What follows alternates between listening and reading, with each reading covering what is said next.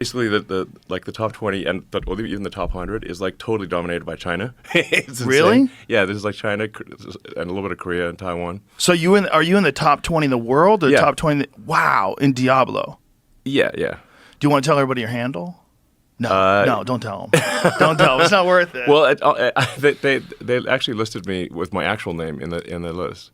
Oh, did they really? Yeah. Oh, interesting. Yeah, there's only 2 Americans in the top 20. The rest, almost everyone is from Asia. Otherwise, We were talking about something that I think is a really good, because people always think that video games are frivolous. But what you were saying, I think that's really important, is it's so difficult that it requires you to only think about that, and it can like relieve stress. Yeah. It can take out the rest of the world because it's so hard. yeah. You can only think about that. Yeah, I mean, I find like if I play a video game on extreme difficulty, then I have to concentrate fully on the game, and it has a calming effect. Yeah. It sort of chills down, I mean, you mentioned, I think, and many people like if you play martial arts or you play Yes. pool, Yes. like something that forces you. It's like I think anything that forces you to concentrate fully actually has a calming effect. I find it just sort of like.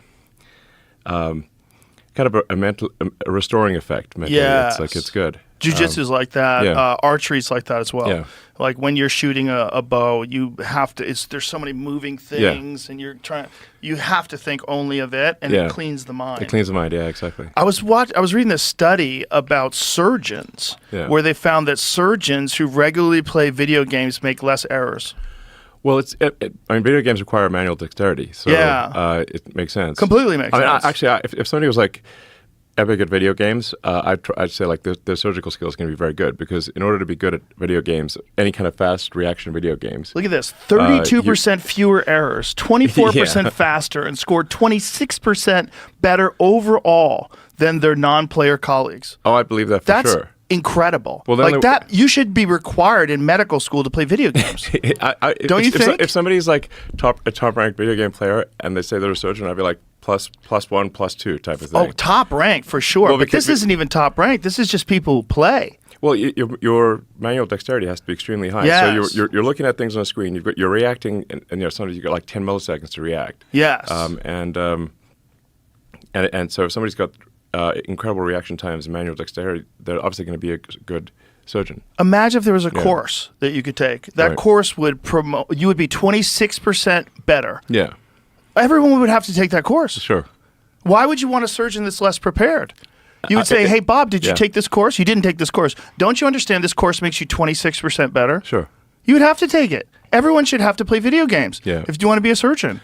Well, I think it certainly would be a very good test to see if somebody can't play video games well. Like that means, because you got to move both hands simultaneously. Right. You've got to react to something very fast, then on the screen.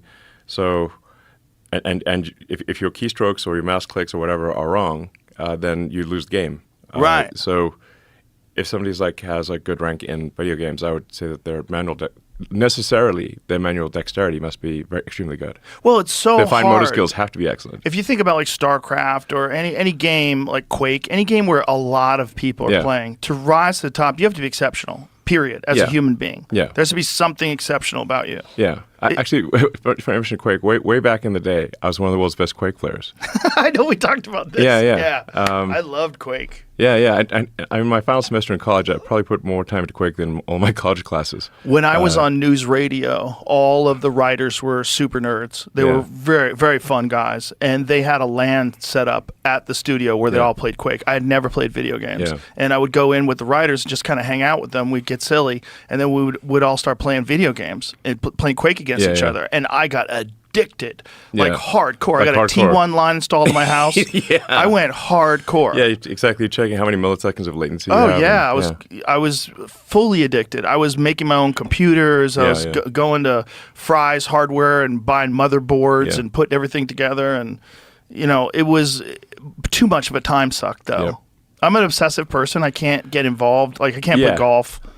No, golf is too slow for me. I mean, I know a lot of people find golf good, and I guess if you think of it like I guess if you're saying you're going to walk outdoors with friends and occasionally hit a ball, then and you're just as an outdoor walk, then that's cool. And it does require concentration when you're hitting the ball, but It's too slow for me. Nothing compares to video games in terms of like the amount of feedback you get, like the sensory overload you get when you're looking at a large, high resolution screen. You have a fast computer. You have headphones on. That you're hearing sounds from here and sounds behind you, and rockets are flying by you. And there's nothing like that. Yeah. But I think golf still is like Jamie will tell you. Jamie's an addict. He's a golf nut.